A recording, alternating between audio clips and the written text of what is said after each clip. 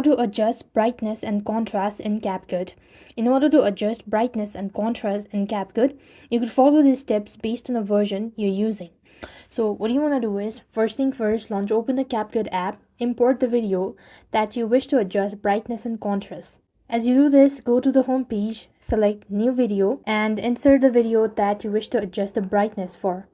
As you do this, you then need to go ahead and select the project in your timeline like this, and in the bottom bar or toolbar you want to scroll to the right and tap the adjust icon.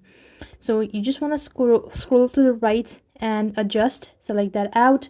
Here you go, you have the brightness section. You would tap the brightness and move the slider right to lighten the video or left to darken it, and you could tap the contrast and move the slider to increase depth, making dark or darker and lighter, or decrease it for a softer look as well.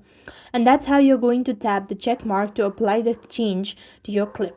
And that's way you will be able to adjust the brightness and contrast in Capcut. I hope the video was helpful. Make sure to like, share and subscribe. Thank you for watching. See you in the next video.